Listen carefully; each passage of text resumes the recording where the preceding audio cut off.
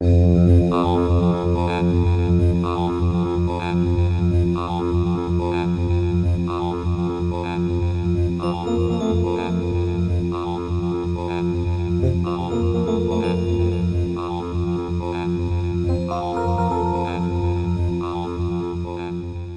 a toujours voulu prolonger ses activités au-delà du coucher du soleil.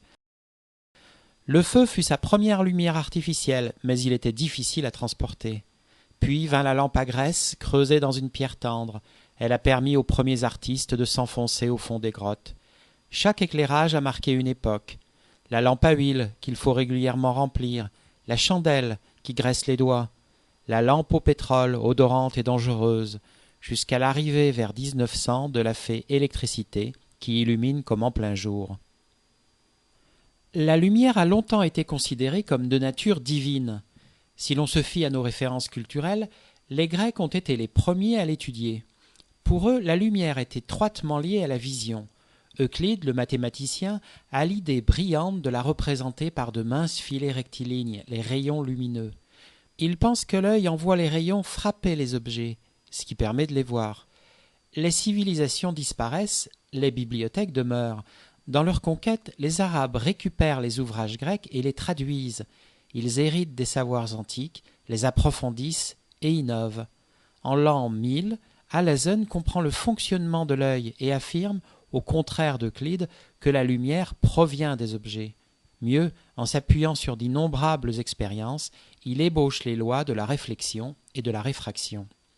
Alhazen symbolise une science arabe à son apogée au Moyen-Âge, une science nouvelle basée sur l'observation, l'expérimentation, la mesure. Ses livres sont traduits en latin et circulent en Europe. Copernic, Kepler, Galilée les lisent et s'en inspirent. Comme pour bien d'autres disciplines, c'est la renaissance scientifique. Galilée passe de l'optique géométrique à l'optique instrumentale en fabriquant une lunette qu'il pointe vers le ciel. Il découvre les milliers d'étoiles de la Voie lactée, les cratères de la Lune, les satellites de Jupiter, ici Io, les taches du Soleil. Il s'interroge: à quelle vitesse voyage la lumière? Il veut mesurer son temps de trajet entre deux collines de Toscane, au moyen de lanternes à voler, mais en vain, car ses instruments sont trop rudimentaires. L'expérience aurait paru inutile à René Descartes, persuadé, comme la majeure partie des scientifiques depuis l'Antiquité, que la lumière se propage instantanément. Il établit en 1637 la loi de la réfraction, mais cherche aussi à dépasser les problèmes d'optique géométrique.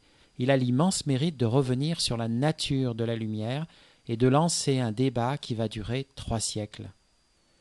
25 ans après la mort de Descartes, Ole Rømer, un astronome danois venu travailler à l'Observatoire de Paris, étudie le mouvement des satellites de Jupiter, utilisés comme horloge par les navigateurs. Il constate des irrégularités. Io, par exemple, se lève de plus en plus tard au fur et à mesure que la Terre s'éloigne de Jupiter. Rømer attribue ce décalage au temps supplémentaire que met la lumière pour parvenir à la Terre. Il estime même à 22 minutes le temps que met la lumière pour traverser l'orbite terrestre. Il pourrait par une simple division calculer la vitesse de la lumière. Malheureusement, les dimensions de l'orbite sont encore mal connues à l'époque. Mais le résultat est bien là, la lumière a une vitesse qui n'est pas infinie.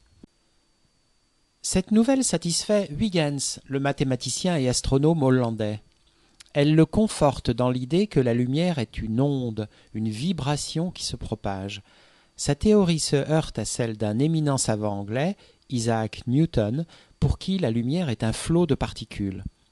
Chacun interprète à sa manière les phénomènes lumineux. Prenons la réfraction, ce changement de direction de la lumière quand elle pénètre d'un milieu transparent à un autre, de l'air à l'eau par exemple. Pour Huygens, s'il y a réfraction, c'est parce que la vitesse des ondes diminue quand elles pénètrent dans l'eau. Newton, au contraire, utilise les règles qui régissent la balistique des projectiles. S'il y a réfraction, c'est parce que la vitesse des corpuscules augmente. Cette controverse onde-corpuscule va mobiliser des générations de savants après eux. Au XVIIIe siècle, Jung, Malus, Fresnel, Arago découvrent les phénomènes de diffraction, d'interférence et de polarisation qui prouvent la nature ondulatoire de la lumière. Mais Newton, qui a trouvé une explication à la gravitation et au mouvement des planètes, bénéficie d'un immense prestige et de nombreux savants dits newtoniens restent partisans de la théorie corpusculaire. Pour trancher, Arago propose de comparer expérimentalement la vitesse de la lumière dans l'eau et dans l'air. Foucault et Fizeau ont justement mis au point des dispositifs de laboratoire révolutionnaires pour déterminer la vitesse de la lumière, le premier utilisant un miroir tournant et le second une roue dentée.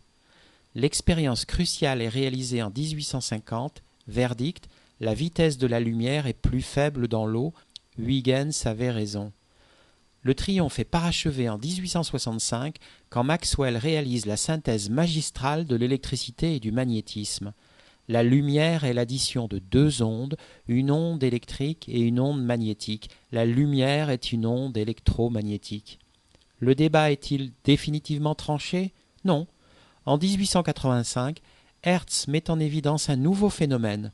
Une plaque métallique éclairée par une lumière ultraviolette émet de l'électricité, alors qu'avec une lumière rouge, rien ne se passe, même en augmentant l'intensité. Cet effet photoélectrique est impossible à comprendre si la lumière n'est qu'une onde transportant de l'énergie. Inspiré par Planck, Einstein redonne alors du crédit au corpuscule de Newton. Il annonce en 1905 que la lumière est composée de quanta, plus tard baptisés photons, particules sans masse dont l'énergie dépend de la fréquence de l'onde associée.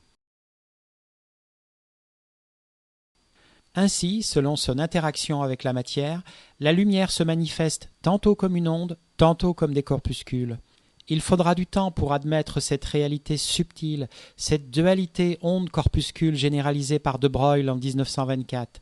La lumière est, décidément, un phénomène d'exception dans l'histoire des sciences.